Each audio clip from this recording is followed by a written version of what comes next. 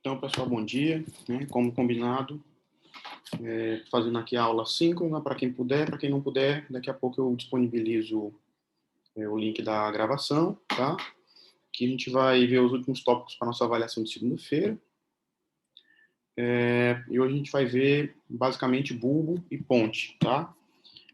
Mesencéfalo, para completar o tronco encefálico, a gente faz a discussão na segunda-feira antes da prova, mas não cai na avaliação, tá bom? Para quem estiver vendo aí a aula gravada.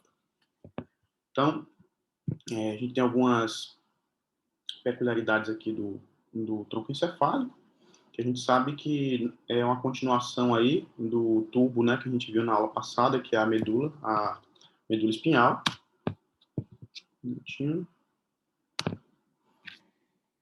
Então, o tronco encefálico aí, ele está entre a medula e o diencéfalo, como a gente pode observar na imagem à direita de vocês. Nessa região aí, é uma região bem importante. Então, se a gente for considerar os 12 pares de nervos cranianos, 10 desses pares eles estão presentes na região aí compreendida entre ponte, bulbo e mesencéfalo, que são as três regiões que compõem o tronco encefálico, tá?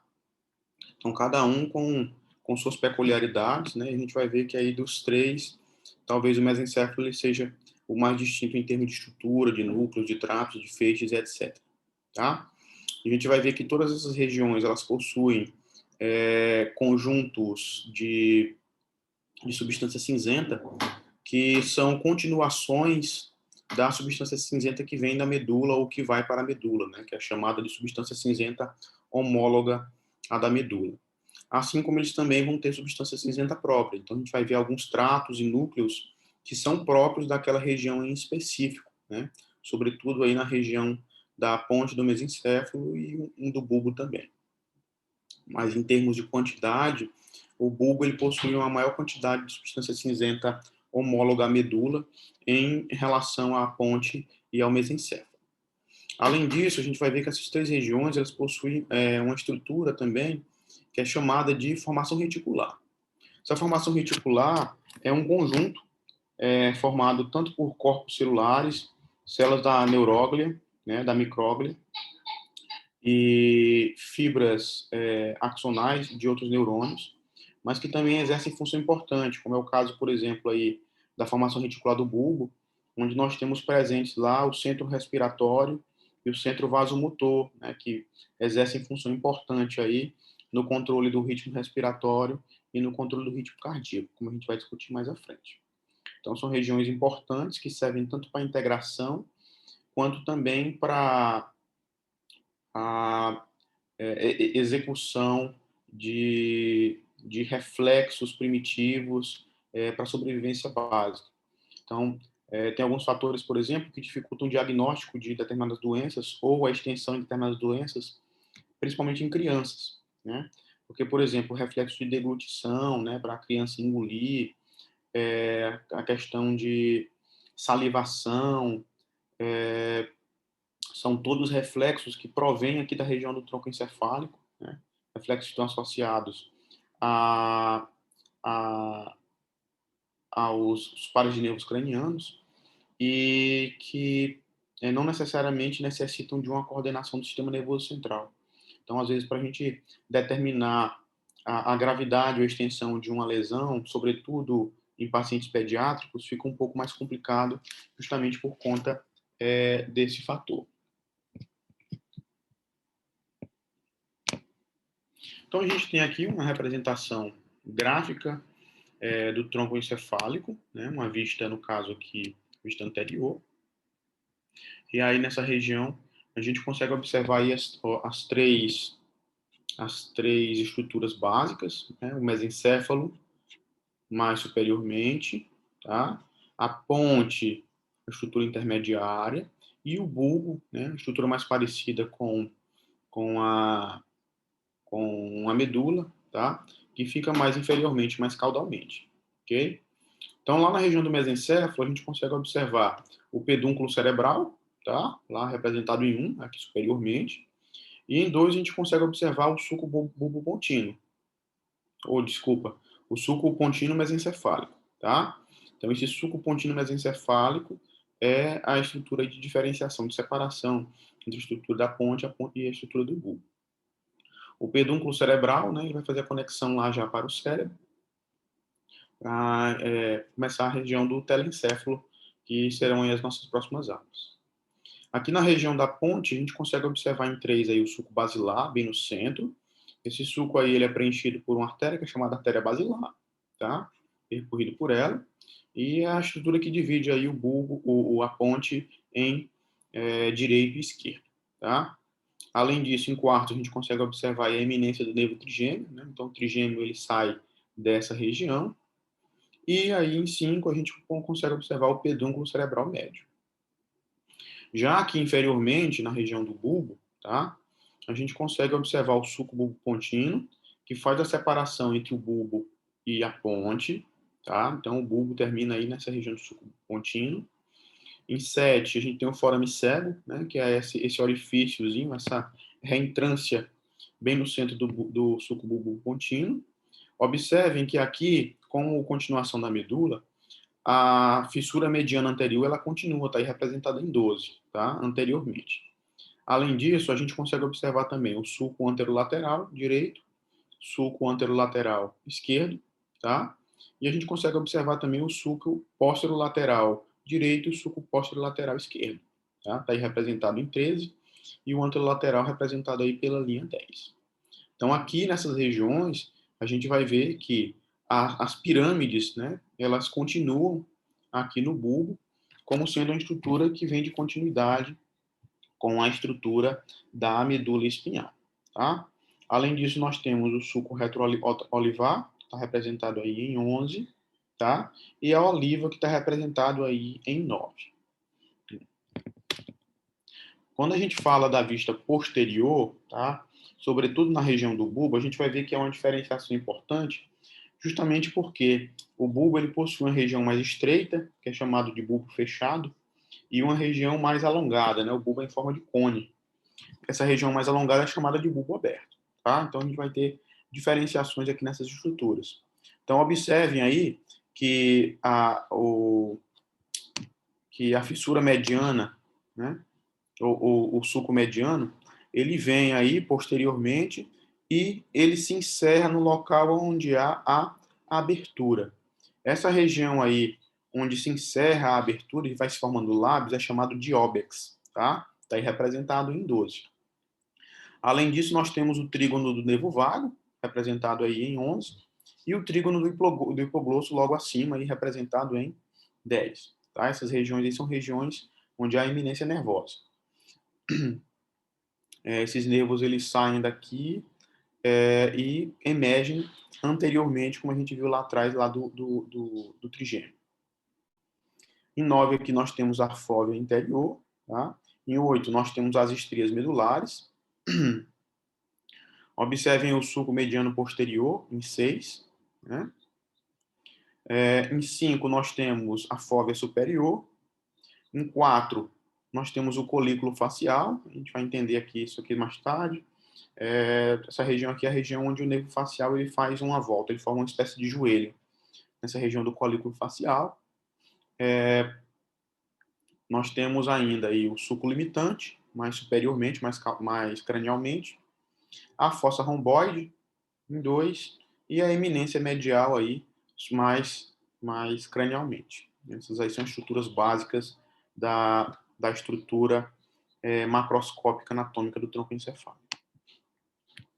Então, como a gente já vinha discutindo, o tronco encefálico é formado por 3 estruturas básicas, o bulbo, a ponte e o mesencéfalo.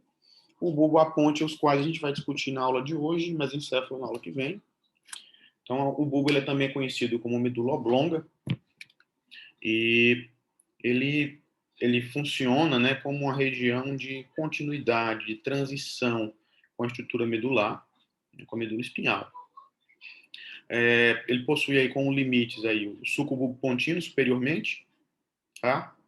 E inferiormente, tá? O bulbo ele inicia imediatamente após a eminência do primeiro nervo espinhal, tá? Então, a partir dessa região, geralmente logo depois do forame magno, o bulbo ele se inicia. Então, a gente tem aí, como a gente viu nas estruturas anteriores, a gente tem como continuação aí da medula a fissura mediana anterior, tá? Sendo que essa região da fissura mediana anterior, ela é interrompida aí pela região da decussação das pirâmides. E os sulcos laterais anterior e posterior também, como a gente viu nas figuras anteriores.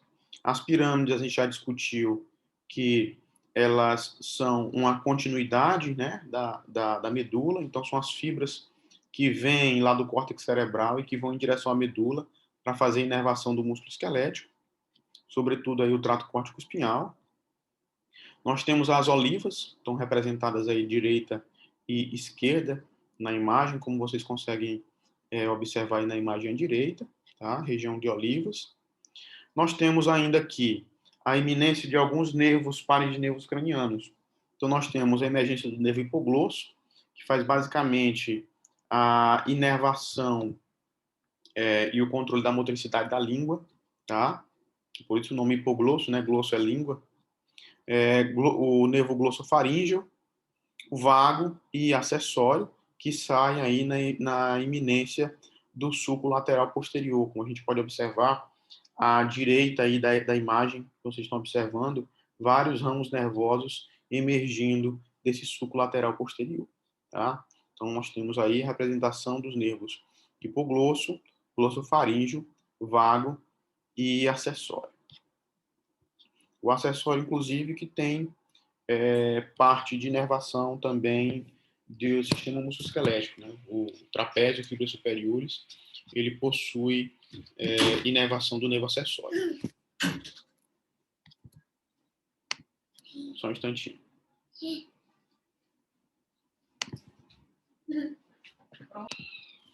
Então, aqui na região do tronco encefálico, do bulbo, mais especificamente, posteriormente, e mais especificamente ainda na região do bulbo aberto, nós temos a formação do que nós chamamos de quarto ventrículo, tá? Então, o quarto ventrículo, ele nada mais é do que uma continuação do canal medular. A gente lembra lá da aula de medula espinhal, que no centro do H medular nós temos um pequeno canal que se prolonga ao longo de toda a medula, né? Em algumas regiões ele, inclusive, é visto por microscopia, mas aqui, logo após a região do óbix, onde há a abertura e a finalização, por assim dizer, aí, dos fascículos grácil e cuneiforme, como a gente pode observar na imagem, que são continuações da medula espinhal, nós temos a abertura do quarto ventrículo, tá? Nessa região que nós chamamos de bulbo aberto. Então, o sulco mediano posterior ele termina a meia altura, há a formação de dois lábios, e esses lábios vão dar origem aí à parte basal do quarto ventrículo, tá?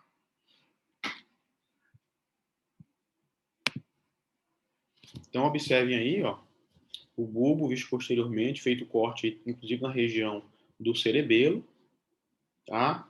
E a gente consegue observar a região do quarto ventrículo, tá?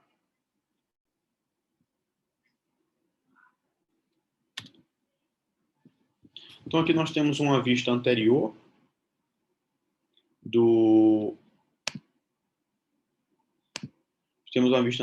tronco encefálico, tá? E a gente consegue observar os principais pontos de referência de anatomia macroscópica que a gente falou anteriormente. Então, dando aí ênfase para as estruturas de continuidade aí da medula, né, que vem do bulbo, e a região da decussação das pirâmides, que é a região onde as fibras que vêm do trato córtico-espinhal do córtex cerebral, né, elas decussam, elas passam do lado direito para o esquerdo e do esquerdo para o direito, virando o trato córtico-espinhal lateral, tá? Aqui a vista posterior também, com os principais pontos de referência, tá? E aí depois vocês olham com calma. A gente vai ter também a atividade prática que eu devo liberar amanhã. Então, a estrutura bulbar, ela se diferencia da medula, né? Quanto mais cranialmente a gente se observa. Ou seja, à medida em que eu vou saindo da medula espinhal e vou observando secções transversas do bulbo, essa estrutura ela é muito semelhante à estrutura da medula espinhal. À medida que eu vou chegando em níveis mais craniais, né, mais superiores, a gente começa a observar uma maior diferenciação.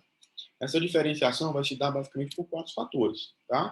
Quais são esses fatores? Primeiro, o aparecimento de novos núcleos sem homólogos na medula, né, que é aquela questão que a gente falou anteriormente, que é o aparecimento da substância cinzenta própria do bulbo, tá? Não é homólogo da medula. Nós temos a região de decussação das pirâmides, que está representada aí na figura. Então, aquilo que a gente tinha falado, ó, o trato córtico-espinhal, ele decursa, tá? Ele atravessa de um lado do bulbo para o outro, tá? E aí ele gera o trato córtico-espinhal lateral, tá? E nós temos também aí, na região de bulbo, a decussação dos lemniscos, ou decussação sensitiva, como também é chamada, tá? Essa decussação sensitiva, a gente até já tinha discutido lá na medula, que do ponto de vista clínico, quando eu testo a sensibilidade epicrítica, a sensibilidade superficial de um lado do corpo, por exemplo, do lado direito, na verdade, o processamento da informação ela é feita do lado esquerdo, ela migra para o lado contralateral. Tá? Então, decussação motora, né, decussação das pirâmides, e a decussação sensitiva, ou decussação dos lemniscos. A gente vai ver essas estruturas de lemnisco de forma mais detalhada mais à frente.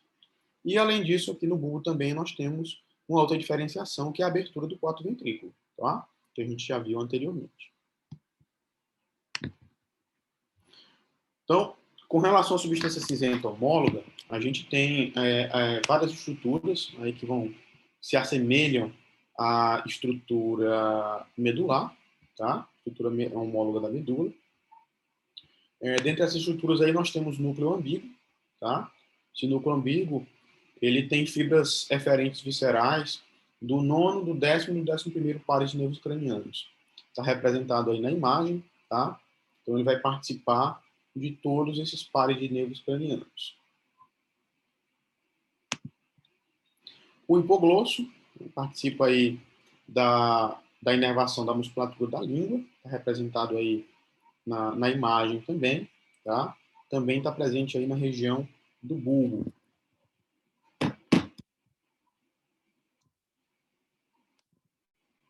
O nervo vago, né, ou dorsal do vago, é um núcleo basicamente motor parasimpático, né, como vocês viram também lá na aula do sistema nervoso parasimpático. Então, essa estrutura aí, mais especificamente, ela está associada a controle diafragmático, controle de processos viscerais, como, por exemplo, início do processo digestivo, secreção de suco gástrico e etc. Tá? Então, está aí representado o núcleo dorsal do vago. Mais lateralmente, aí ao núcleo dorsal do vago, nós temos os núcleos vestibulares. Aqui, no caso, ele representa a porção sensitiva, né, do nervo vestíbulo coclear. Participa também do processo de transdução auditiva, como a gente vai ver mais adiante. E também possui conexões importantes para reflexos de, por exemplo, ajuste da posição da cabeça em relação ao posicionamento dos olhos. Tá? Então, participa bastante da questão de equilíbrio. Aí a gente tem o núcleo vestibular inferior e o núcleo vestibular medial. O núcleo do trato solitário, né, representado aí na imagem, circundado em vermelho para vocês. Ele é um núcleo sensitivo do 7º, 9º e 10º pares de nervos cranianos. Então, ele faz parte aí da composição do nervo facial, sensibilidade da face, motricidade, etc. O núcleo do trato espinhal do nervo trigêmeo, ele participa basicamente da questão de percepção e transdução de sensibilidade da cabeça, tá? Pelo 5º, 6º, 9º e 10º pares de nervos cranianos. Está representado aí para vocês, tá? O trato espinhal do nervo trigêmeo. Ainda da substância cinzenta homóloga, nós temos o núcleo salivatório inferior, que faz aí basicamente a inervação da parótida, tá? E das glândulas salivares. Então, participa aí ativamente do processo de digestão. E aí nós temos agora a substância cinzenta própria, né, do bulbo, representado aí basicamente pelos núcleos graxo e cuneiforme, tá? A gente pode observar. Não confundam com os fascículos, tá? Lá na medula a gente tinha os fascículos, a gente não tinha os núcleos. Então aqui nós temos os corpos neuronais, tá? Das fibras que produzem aí os fascículos graxo e fascículo cuneiforme, aqui na região de decussação das pirâmides, tá? São essas estruturas aqui que dão origem, desculpa, decussação dos leminiscos. São essas estruturas que dão origem aos leminiscos, anterior, posterior e medial. O núcleo olivar inferior, tá? Que está associado basicamente à aprendizagem motora. Então, a questão de aprendizagem com repetição, com aprimoramento, de refinamento de movimento, está associada principalmente a esse núcleo olivar inferior, como representado aí. Nós temos ainda os núcleos olivares acessórios, também participam dessa questão de aprendizagem motora, embora a sua atividade em específica não tenha sido muito bem designada ainda. Tá? A gente tem a representação desses dois núcleos. Então, mais abaixo e maior, nós temos o núcleo olivar inferior e, mais superiormente, nós temos os núcleos olivares acessórios. Aqui só mostrando mais uma vez, o conjunto do núcleo olivar inferior com os acessórios é chamado de complexo olivar inferior. Tá? Então, todas essas estruturas elas fazem parte de um conjunto único.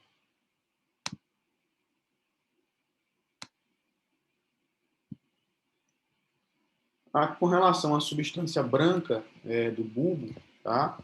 Nós temos aí o conjunto de fibras transversais e de fibras longitudinais.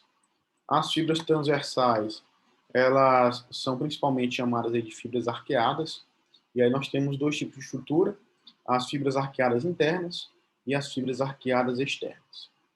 As internas, como a gente pode observar na imagem do lado, elas são fibras que provêm principalmente dos núcleos grácil e cuneiforme, tá? Que vão fazer a decussação dos leminiscos, tá? E as fibras olivocerebelares, que vão sair ali dos núcleos olivares e vão em direção ao cerebelo, né, para participar daquele processo de aprendizagem motora. E nós temos aí fibras externas, onde nós temos o trajeto próximo à superfície do bulbo, tá? E que se originam do núcleo cuneiforme e do núcleo acessório. Então, nós vamos ter basicamente essas fibras aí transversais e que participam principalmente do processo de interconexão de informação entre estruturas do núcleo. Quando a gente fala de substância branca do bulbo, a gente vai ter um número muito maior de fibras longitudinais. Até porque por ele vem todas as fibras que saem do córtex e vão em direção à medula, tá? Tem que passar por ele. As que vêm da ponte vão para a medula, as que vêm do mesencéfalo vão para a medula, do cerebelo e vão para a medula. Então, todas essas estruturas, elas passam naturalmente pelo bulbo, tá? E aí nós temos tanto fibras ascendentes, quanto descendentes, quanto de associação, tá? As ascendentes, nós temos os fascículos graxo e cuneiforme, que aí não é novidade para a gente já discutiu isso, inclusive, lá em medula. Nós temos as fibras aí do leminisco medial, que vão em direção ao córtex, né, depois dessa região de depulsação. Nós temos os tratos espinotalâmico lateral e espinotalâmico anterior, o espino cerebelar anterior e espino cerebelar posterior, e o pedúnculo cerebelar inferior, aí, que vão em direção ao cerebelo. Fibras descendentes, nós temos aí os tratos do sistema lateral da medula, e aí estão inclusos dentro desse sistema, basicamente, o trato córtico-espinhal, né, e o trato rubro-espinhal, que ele também possui, o rubro-espinhal, ele também possui uma função motora, mas não é tão importante, tão desenvolvido nos seres humanos como é em outros animais. Nós temos o trato do sistema medial, da medula, também. Aí nós temos o trato córtico-espinhal anterior, o teto espinhal, os tratos vestíbulo-espinhais e tratos retículo-espinhais. Esses tratos todos aí eles vão estar associados principalmente à integração e desenvolvimento de reflexos para melhoria da postura e controle motor. Nós temos o trato córtico-nuclear, que terminam aí nos núcleos ambíguo e hipoglosso, tá? E que aí vão participar principalmente do processo aí de deglutição, controle da mastigação, da fala, movimento da língua, etc. Nós temos o trato espinhal do nervo trigêmeo, que a gente viu agora há pouco, tá? E nós temos o trato solitário, né? Que participa basicamente aí de controle de movimentos viscerais. Com relação às fibras longitudinais de associação, nós vamos ter o fascículo longitudinal medial, está representado aí na figura direita de vocês, e nós temos a formação reticular do bulbo, né? E aí a formação reticular, a gente abre parêntese, porque dentro dessa formação reticular aqui, nós temos dois centros importantes, que é o centro respiratório e o centro vasomotor, que fazem controle aí, respectivamente, do ritmo respiratório e controle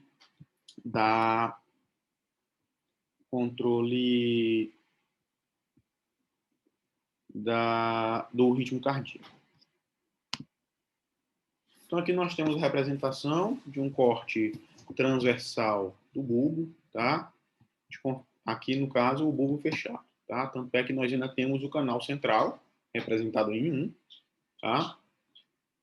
A gente consegue observar bem o fascículo gráfico cuneiforme, né?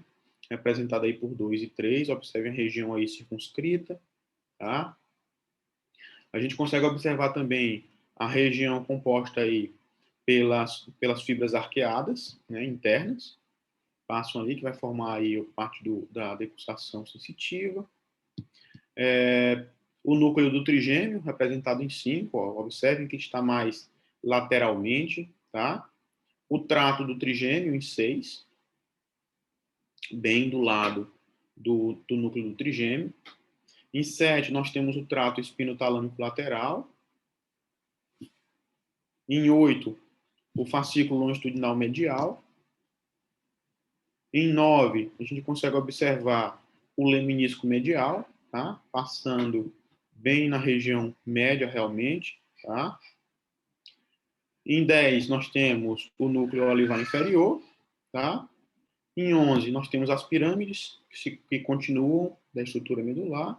Em 12, nós temos formação reticular bulbar. Quando a gente observa a região do corte transversal do bulbo aberto, o que é que a gente vê? A gente consegue ver bem a fissura mediana anterior, tá? Em sua finalização. A região das pirâmides, né? Em finalização, tá?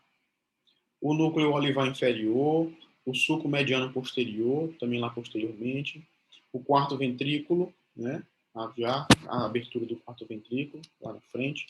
Observe que a abertura é muito maior em relação à região posterior do bulbo fechado. A gente consegue observar também o pedúnculo cerebelar inferior, né? Representado aí em 6. O fascículo longitudinal medial, representado aqui em 7. O leminisco medial, representado aqui em 8. Tá? O núcleo do trato solitário, em 9, lá em cima. Observe o pontinho, tá? Corado. O núcleo do vago, em 10. Posteriormente ao núcleo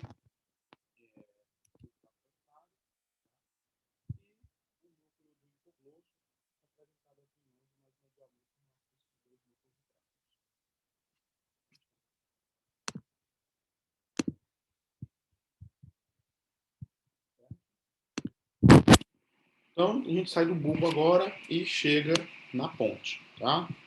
Então, aqui na ponte, ela é a estrutura intermediária do tronco encefálico. A gente observa na figura aí à direita. Ela está localizada entre a medula, entre o bulbo e o mesencéfalo, mais superficialmente, mais superiormente, tá? Então, ela está localizada aí sobre a base do osso occipital, né? E no dorso da célula túrcica do osso esfenoide, tá? Nessa localização aí da ponte. A ponte, diferentemente das outras estruturas, ela possui uma maior quantidade de fibras transversais, em detrimento às fibras longitudinais. Isso porque, como nós vamos ver, a ponte ela possui uma maior interconexão com o cerebelo que está localizado posteriormente em relação a ela. Então, ela manda várias fibras em direção ao cerebelo e recebe várias fibras do cerebelo, tá? Então, aqui nós vamos ter as emergências do nervo trigêmeo, tá? E nós temos a continuação do suco basilar, que é por onde passa a artéria basilar. Então, a gente observa aqui a estrutura macroscópica da ponte, e aqui como estruturas básicas, né, a gente observa que bem na região do sulco pontino, nós temos a emergência de vários pares de nervos cranianos, né, como o nervo abducente, que é o sexto par, o facial, que é o sétimo par, e o oitavo, que é o nervo vestíbulo coclear, está associado aí a controle motor, reflexos de equilíbrio e parte de transdução auditiva. E nós temos também o nervo intermédio, que também emerge aí dessa região, tá? Então, formada por uma parte ventral, né, que é chamada de base, e uma dorsal, que é chamada de tegmento, né? Base ou tegmento da ponte. Aqui só mostrando a complementação do quarto ventrículo, que a gente começou a discutir lá em bulbo, tá? Mas aqui na ponte, aqui o quarto ventrículo ele termina de ser formado. Então, o quarto ventrículo ele possui um assoalho, né, ou base do quarto ventrículo, que é formado aí basicamente pelo pedúnculo cerebelar superior, o pedúnculo cerebelar inferior, o tubérculo cuneiforme e o tubérculo graço. Então, essas quatro estruturas formam o assoalho do quarto ventrículo. E nós temos também o tecto do quarto ventrículo. Então, o tecto ele é formado pelo véu medular superior, a gente consegue observar aqui na imagem, o nódulo do cerebelo, mais posteriormente, o véu medular inferior, tá?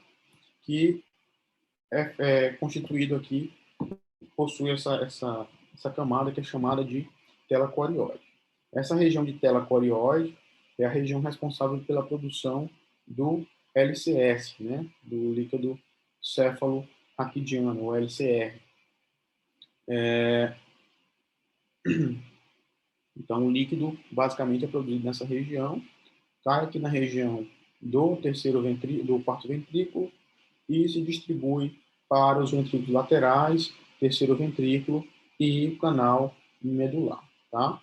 Ele consegue extravasar para o espaço subaracnoide através de alguns orifícios que possuem aqui na transição entre bulbo e cerebelo e entre ponte e cerebelo.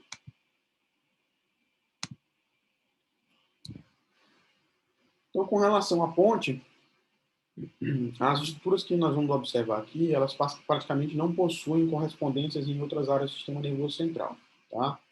Então, ela é uma estrutura mais diferenciada aqui do tronco encefálico. Então, a base da ponte, mais especificamente, ela é formada por fibras longitudinais, né? Que são aquelas que vão em direção ao bulbo, em direção à medula, que é o trato córtico espinhal, o córtico nuclear e o córtico pontino. Tá? Então, basicamente, essas três fibras longitudinais. Nós temos fibras transversais e nós vamos ter os núcleos pontíneos. Tá? Então, nos núcleos pontíneos, as fibras corticopontinas, elas fazem sinapse. Então, o que a gente espera dos núcleos. Não tem novidade nenhuma nisso aí. As fibras transversais, aqui da ponte, elas nada mais são do que os axônios das fibras pontino-cerebelares, que é aquilo que a gente comentou agora há pouco, tá? Como a ponte ela possui muitas conexões com o cerebelo, e o cerebelo está localizado posteriormente à ponte, então a gente tem muitas fibras que vão desde da ponte até o cerebelo, quanto desde o cerebelo até a ponte.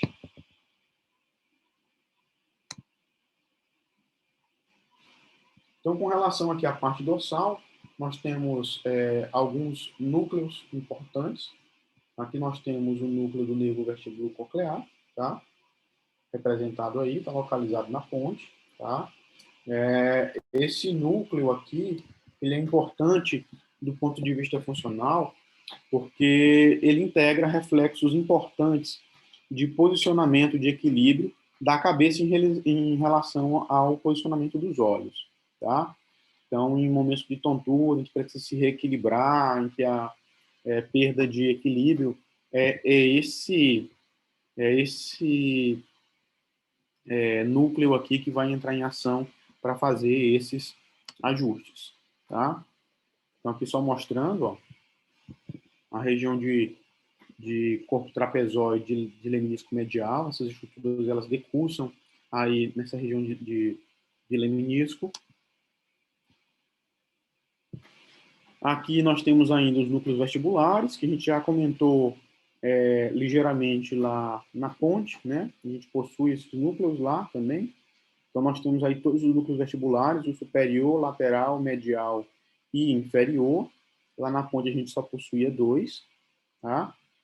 E nós temos aí a integração deles com o fascículo longitudinal medial, tá? Trato vestíbulo espinhal, ele vai ser importante porque é ele que vai fazer o controle da musculatura na hora de fazer o ajuste do olhar com o posicionamento da cabeça, tá? E a gente consegue observar também a integração importante aí entre esses núcleos vestibulares e a região do cerebelo, mais especificamente lá no nódulo do flóculo. Nós temos ainda os núcleos do nervo facial e abducente, e aqui aquela estrutura que eu tinha comentado anteriormente, né, que é o colículo facial. Então, observem que é muito comum a gente ter lesão associada do nervo facial e do nervo abducente, né? Às vezes o paciente tem uma paralisia facial e associado a isso ele tem alguma alteração do movimento do olho, ele acaba desenvolvendo um estrabismo, por exemplo. Isso por lesão também do abducente de forma associada. Isso se dá porque no trajeto do nervo facial, observem que ele dá uma volta, que a gente chama de joelho do nervo facial. E essa volta se dá justamente ao redor do núcleo do nervo abducente. Tá? Então, por isso que, devido à inter-relação anatômica entre essas estruturas, a proximidade anatômica, às vezes as lesões do abducente estão associadas à lesão do nervo facial e vice-versa. Nós temos ainda o núcleo salivatório superior e o lacrimal, tá? Vamos fazer controle aí da salivação, das glândulas parótidas salivares e também das glândulas lacrimais, representado aí na imagem, e os núcleos do nervo trigêmeo, também representado aí na imagem do círculo vermelho. Então, observem que o trigêmeo ele não possui apenas um núcleo, né? A gente já viu o núcleo do trato espinhal do trigêmeo, lá no bulbo.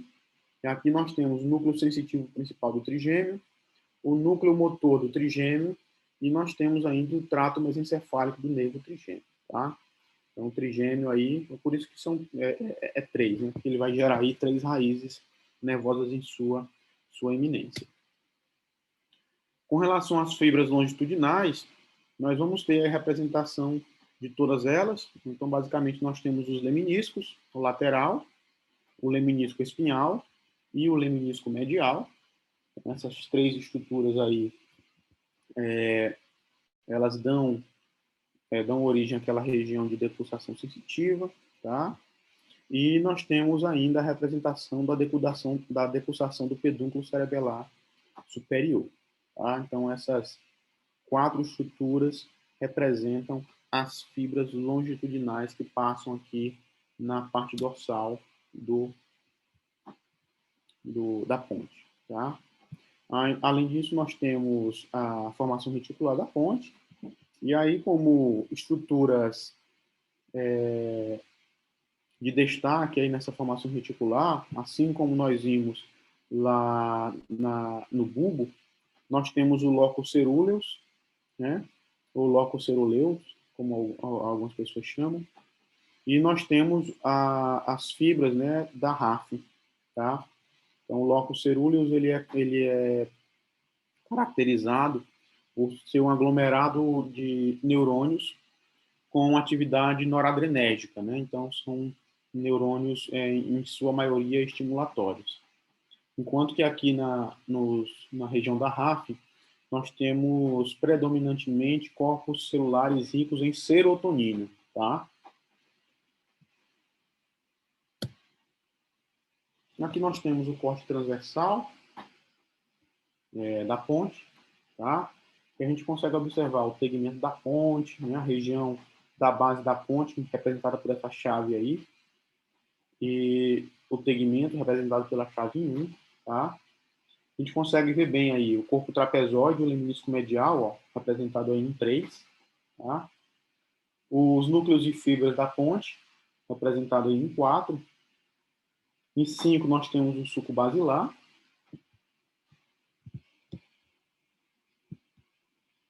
Aqui, tá? Os tratos córtico-espinhal e córtico-nuclear e córtico-contínuo, representados aí em 6. O verme cerebelar, a gente vai ver nas próximas aulas. A região do quarto ventrículo, ó, bem delimitada, né? Entre a região da base do teto. O núcleo do abducente, os fascículos longitudinal medial, os núcleos vestibulares, pedúnculo cerebelar médio, o pedúnculo cerebelar superior e o núcleo trato espinhal do trigêmeo. Tá? Então, essas aí são as estruturas básicas anatômicas dessa região. Mesencéfalo, a gente vê na próxima aula. Beleza? Um abraço. Qualquer dúvida, eu vou criar um fórum lá no, no Google Classroom, ok? Aí vocês podem colocar dúvidas sobre essa aula, que aí assim que eu sentar na frente do computador, eu respondo as dúvidas. E, no mais, estudem até ponte, que vai ser o conteúdo da nossa prova, tá? 6 horas a gente vê mesencéfalo, acredito que 7 horas a gente está iniciando a nossa prova na segunda-feira, tá bom? As atividades práticas de bulbo e ponte, eu vou ver se eu coloco logo, mas se eu não colocar hoje ainda, até amanhã eu ponho, beleza? Um abraço, bom estudo.